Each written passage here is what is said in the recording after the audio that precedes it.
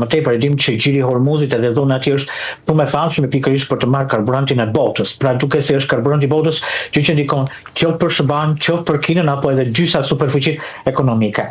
Në fakt, presidenti Trump, nga ato që u deklarua dhe që media kineze ka theksuar se Kina nuk ka problem për kalimin në gjirin e Hormuzit, duke qenë se ka marrëdhënie shumë të mira me Iranin dhe disa anije kanë kaluar në gjirin e Hormuzit pavarësisht gjitha divergjentave që kanë patur. Dhe kjo është deklaruar nga presidenti Trump se nuk do t'i kërkoj Kinës pikërisht për dalimin e luftës ose një ndihmë pikërisht për gjirin e Hormuzit, meqense Kina ka kaluar dhe nuk ka patur probleme.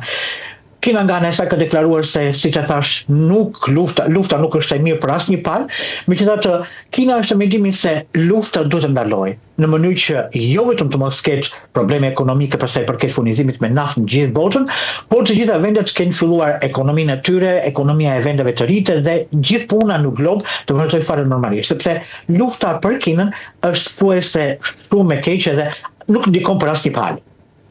A do të jetë diskutim padyshim edhe ajo që po ndodh në Ukrainë në vitin e 5 të luftës, por këtu Donald Trump nuk ka nevojë të kërkojë ndihmë presidentit kinez, se ka një komunikim të drejtë për drejtë vetë me Vladimir Putinin. Sigurisht që Ukraina, çështja e Tajvanit apo edhe pikat të tjera janë shumë të rëndësishme. Pavarësisht se presidenti Trump kontakton me presidentin Vladimir Putin, duket se presidenti Xi Jinping ka një marrëdhënie shumë të mirë, pra shumë të ngrohtë apo shumë historike me Vladimir Putin dhe në një farë mënyrë gjatë kohës kur nisi lufta apo edhe në pjesën e para disa viteve u kërkua që vetë presidenti Xi Jinping të ndërhynte tek Vladimir Putin pikërisht për një ndalim të sulmeve. Gjë që presidenti Xi Jinping e bëri, por presidenti Vladimir Putin nga ana e tij ka ato programet e tij dhe në një farë mënyrë duket sikur e largoi pak vëmendjen. Të treja palët, pra Putin, Xi Jinping apo edhe Trump, kanë një marrëdhënie të mirë me njëri tjetrin. Megjithatë,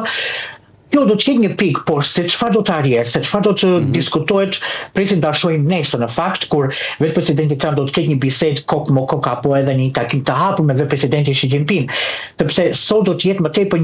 një temë bisedimesh të buta apo një temë banketi, pra një mirëseardhje e presidentit Trump në Kinë, më tepër se sa nisja e një bisedimeve. Ndërkohë që ditën e nesërme dhe të pasnesërme do të ketë bisedime për shumë çështje. Pra sot është një mirëseardhje e Trumpit pikërisht në Pekin më tepër se sa bisedime. Si të thanë, Trumpi shoqërohet nga një grup delegatësh pikërisht ikonat e ekonomisë botërore dhe kjo e vjen në pikpyetje pikërisht ardhmërinë e tij në Pekin, pra duket se gjithë këto kokazi që janë Tim Cook, Elon Musk e të tjerë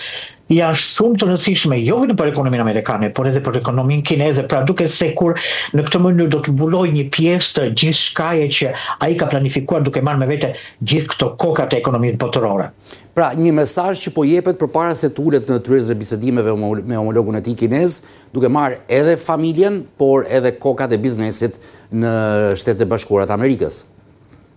Patjetër, teksa Elon Musk pikërisht konkuron me Tesla dhe pikërisht kompania kineze e makinave konkuron me njëra tjetrën, apo Apple që është pavarësisht se një pjesë e tij ka lëvizur nga Kina, pavarësisht se ka lëvizur në Indi apo edhe në Bangladesh në zona tjera, duket se